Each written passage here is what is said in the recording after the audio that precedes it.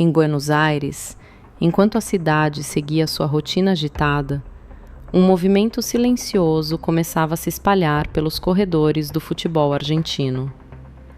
Ao longo da manhã, viaturas, agentes federais e promotores apareceram diante da sede da Associação do Futebol Argentino e de diversos clubes do país. O que parecia mais um dia comum se transformou rapidamente em um terremoto institucional.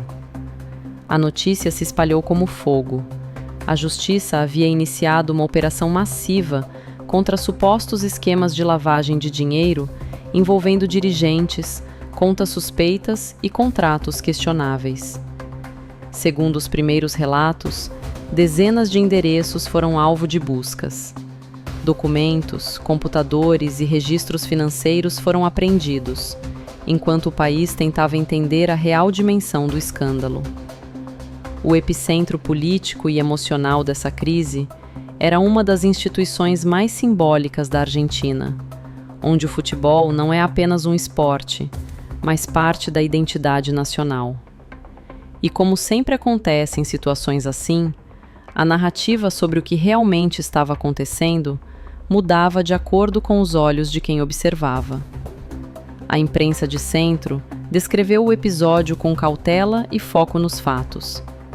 Para veículos como a Reuters, tratou-se de uma operação judicial baseada em denúncias formais e suspeitas acumuladas ao longo dos últimos anos, envolvendo movimentações financeiras incompatíveis, contratos irregulares e possíveis vínculos com empresas de fachada. O tom era sóbrio. A investigação ainda estava em curso. Nenhuma conclusão estava definida. E a prioridade era explicar o que se sabia até o momento. A cobertura ressaltava que as autoridades buscavam transparência e que o futuro da instituição dependeria diretamente do andamento da justiça. Já a cobertura da esquerda pintou um quadro mais amplo e politizado. Para jornais como o El País, a operação era vista como um passo necessário para romper com uma cultura histórica de falta de controle e personalismo dentro da AFA.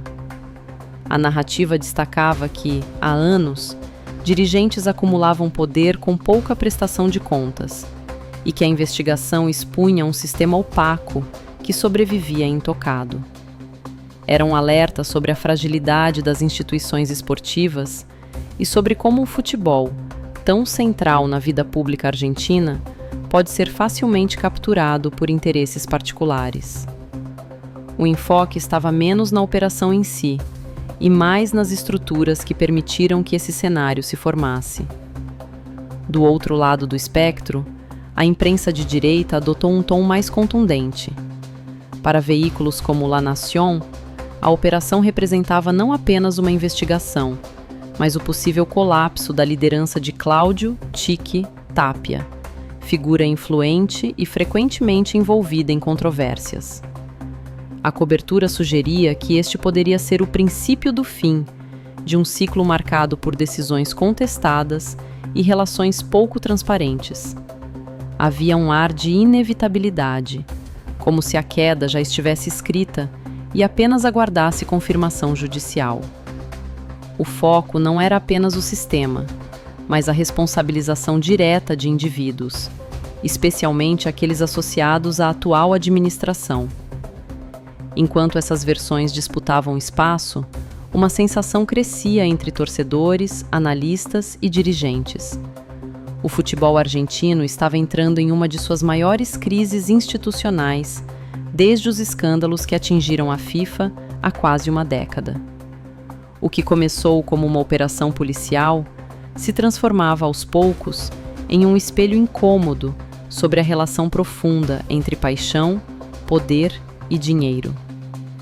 Independentemente da linha editorial, todos convergiam em um ponto: a investigação não seria breve, nem simples, e seus efeitos poderiam se estender muito além dos gramados. A Argentina observava, dividida entre incredulidade e resignação, enquanto um dos pilares culturais do país era arrastado para o centro de um processo que poderia redesenhar sua própria estrutura. E, Assim como acontece em toda grande crise, ainda restavam mais perguntas do que respostas. Mas uma certeza começava a se formar. Depois dessa operação, o futebol argentino talvez jamais volte a ser exatamente o mesmo. E o país, apaixonado por suas camisas e seus clubes, terá que encarar de frente o que emerge quando as luzes dos estádios se apagam e as investigações começam.